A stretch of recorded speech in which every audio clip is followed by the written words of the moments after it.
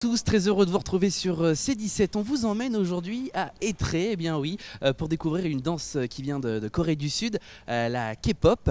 Et on est chez David ici parce que David, il a un rôle important finalement dans cette association qui a été créée il n'y a pas très longtemps. Bonjour David. Bonjour, vous allez bien? Bonjour C17, ravi de vous retrouver les amis. Et finalement, c'est ce que je disais, on disait tout à l'heure en off. Ça part tout part de vous, enfin en tout cas l'endroit, Oui, l'endroit et les idées. J'ai été le vecteur de la création de cette association et grâce à une de nos élèves de patinage, de roller en fait, qui me parlait de K-pop, je dis ouais, bah oui, mais je connais un petit peu, mais pas tant que ça. Et elle était tellement fan que j'ai découvert cet univers et un jour j'ai créé une soirée spéciale K-pop à roller.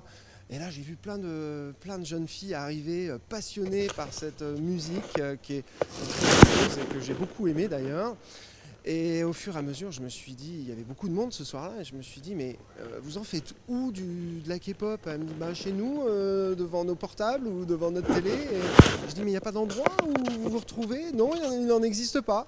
Ah bon? Mais je dis, mais moi, là, j'ai un endroit qui pourrait être adapté. Alors, on a réfléchi pendant des mois et tout. Pour créer peut-être une association, je leur en ai parlé, et puis là est arrivé. Et arrivé, voilà, on va dans l'ordre des choses. Merci, merci cette David. fameuse patineuse, c'est Eva là que vous allez voir danser, qui est juste derrière moi, et vous allez voir comment elle se débrouille. Et du coup, la rencontre avec. Avec Séverine. Bonjour Séverine. Bonjour. C'est vrai que bon, grâce à vous, il y a l'association qui existe, forcément, parce que tout est arrivé sur le tard. Parce que finalement, grâce à votre fille et vos enfants, vous êtes retrouvée présidente de l'association. Tout à fait. Alors c'est vrai, comme je le disais, comme le disait David, c'est quand même tout part d'Eva. Grâce à David qui nous a donné vraiment l'envie, et après les enfants, Lina s'implique énormément, ma fille et mon fils aussi. Donc c'est une association vraiment familiale et c'est des moments de partage de la K-pop et plus largement de la culture coréenne en général.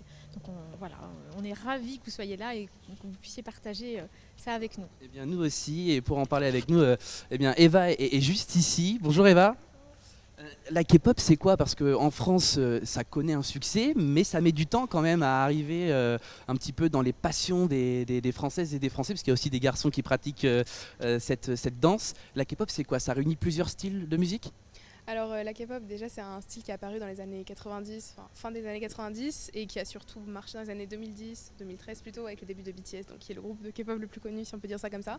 Donc c'est de la musique sud-coréenne où plusieurs styles sont mélangés, donc on peut trouver du rock, de la pop qui est à la base de ça, ou du rap, vraiment différents styles qui peuvent plaire à beaucoup de gens et c'est d'ailleurs pour ça qu'il y a autant de fans je pense.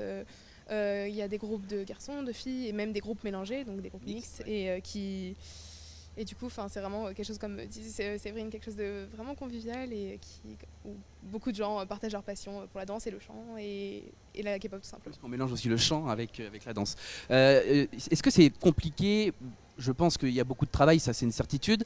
Ça met combien de temps à apprendre une danse, on va dire de A à Z, même si on peut toujours se perfectionner? Le mot parfait existe peut-être pas, et chez les danseurs ils sont encore plus exigeants. Ça met du temps quand même?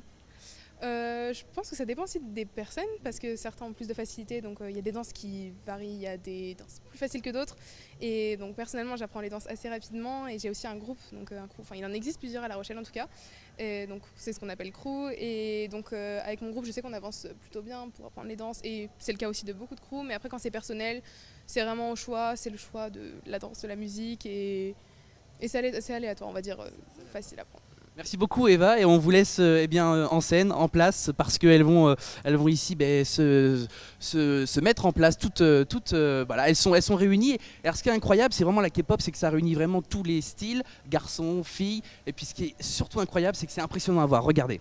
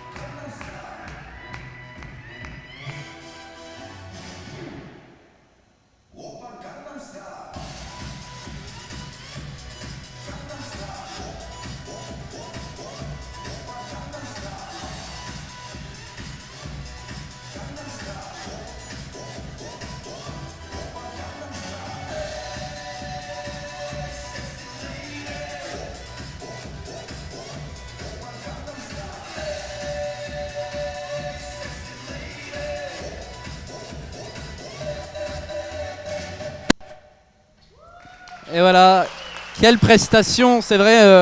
Moi, je suis impressionné hein, par ces danses qui sont vraiment synchronisées. On va revenir peut-être vers Séverine pour le calendrier, bien parce qu'une date approche et cette date-là, c'est le 14 janvier prochain. Grande soirée K-pop le 14 janvier prochain, donc il y aura plein de surprises, donc il y aura évidemment beaucoup de danse, mais aussi il y aura une autre association, Korean Fighting, qui va venir donc faire des animations autour de vraiment l'apprentissage de la langue coréenne, avec des ateliers d'écriture, des jeux, vraiment ça va être génial. On va essayer de faire aussi un petit peu de nourriture coréenne, enfin voilà. Convivialité au rendez-vous. Ah oui.